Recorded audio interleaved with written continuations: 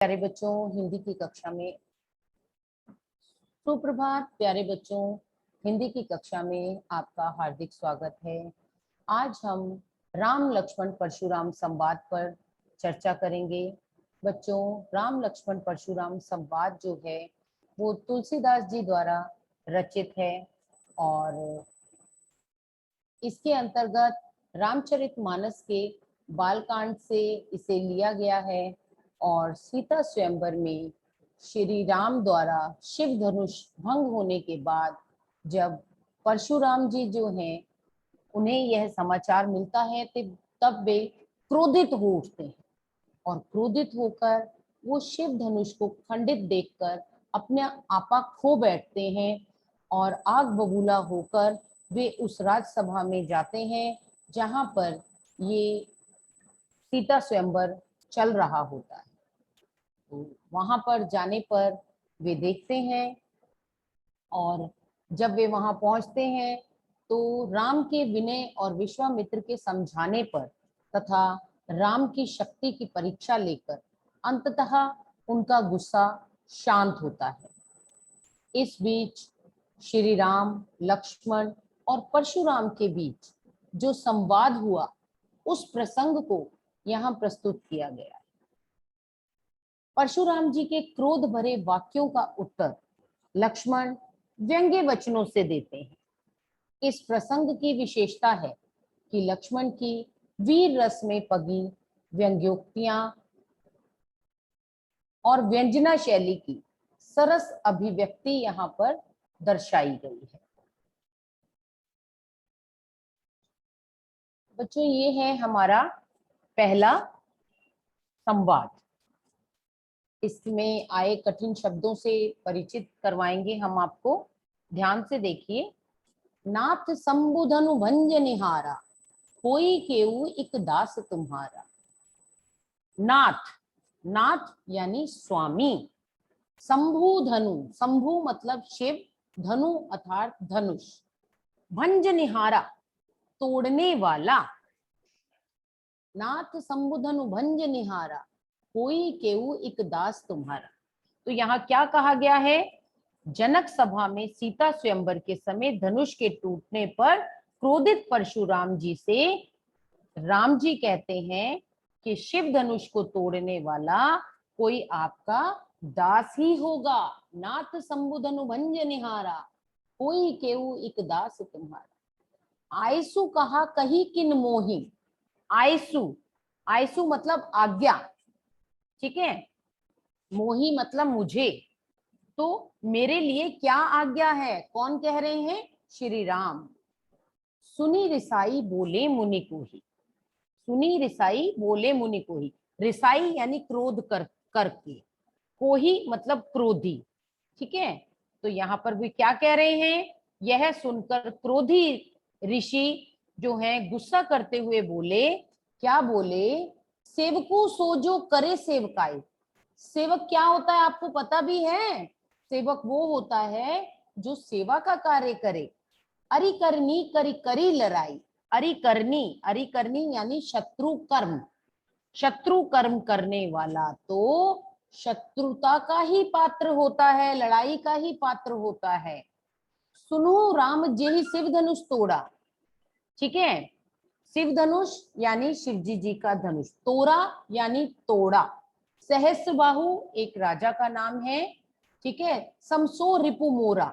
रिपु, रिपु का अर्थ होता है शत्रु, मोरा मतलब मेरा। तो सुनो राम जेहु शिव धनुष तोड़ा। परशुराम जी कहते हैं सुनो राम, जिसने भी शिव धनुष को तोड़ा है। सहस्त्र बाहु यानी एक राजा की बात की जा रही है, उससे समानता की जा रही है। उसके समान मेरा शत्रु है वो, जिसने भी इस शिव धनुष को तोड़ा है। सो बिलगाऊ बिहाई समाजा, नाते मारे जेही सब राजा। तो यहाँ पर क्या कहा गया है? बिलगाऊ, बिलगाऊ का अर्थ होता है अलग, बिहाई यानी छोड़कर, जेही यानी जाएंगे, ठीक है। तो सो बिलगाऊ बिहाई समाजा, इसलिए वो इस समाज को छोड़कर अलग हो जाए, इस समाज को छोड़कर बिल्कुल अलग हो जाए जिसने भी ये दुष्कर्म किया है। नाते मारे जय ही सब राजा। नहीं तो इस राजसभा में जितने भी राजा महाराजा उपस्थित हैं सबके सब मारे जाएंगे। सुनी मुनि बचन लखन मुस्कान, बोले परसों धरी अवमान। सुनी, सुनकर, मुनि वचन, मुनि परशुराम जी के लिए कहा गया है। परशुराम जी के वचन सुनकर लक्ष्मण जी जो है वो मुस्कुराने लगे और बोले परशुधरी अवमाने। परशुधरी अवमाने, अवमाने मतलब अपमान करते हुए, ठीक है। तो यहाँ पर क्या कहा गया है, यहाँ पर कहा गया है कि यहाँ पर ऋषि की क्रोध भरी बातें सुनकर परशुराम जी जो हैं वो परशु धारण करने वाले, परशु यानी फरसा, परशुराम जी का अपमान करते हुए लक्ष्मण जी मुस्कुराकर बोलते हैं, क्या बोलते हैं, बहु धनुई तोरे लड़काई। बहुत से, बहु मतलब बहुत, धनुई मतलब धनुष, तोरी यानी तोड़े, लड़काई यानी लड़कपन में, बचपन में। बचपन में हमने बहुत से धनुष बाण तोड़े हैं। कबू न असी रिस किनी गुसाई, गुसाई मतलब गुस्सा करना, रिस, रिस मतलब गुस्सा करना। तो यहाँ पर क्या कहा जा रहा है, असी मतलब ऐसी, रिस मतलब गुस्सा, गुसाई मतलब स्वामी, ठीक है। तो स्वामी तब तो हमें किसी ने भी गुस्सा नहीं किया, यही धनु पर ममता के ही हेतु, इसी धनुष पर इतनी ममता क्यों आ रही है। हेतु मतलब कारण, किस कारण से आ रही है। सुनी रिसाई कहे भृगुकुल केतु।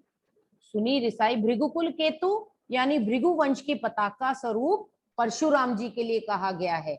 वे भृगुकुल के थे, ठीक है, उनके लिए यहाँ पर ये बात कही गई है।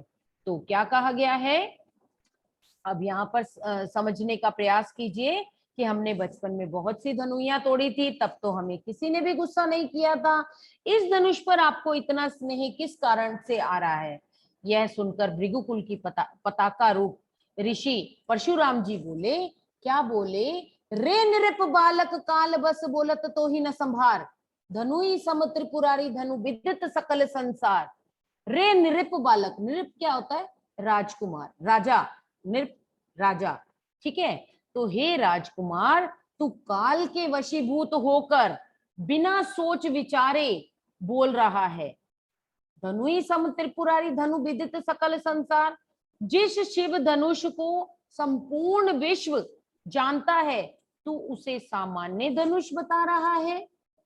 तो यहाँ पर ये हमारा पहला जो ये था संवाद, ये समाप्त होता है।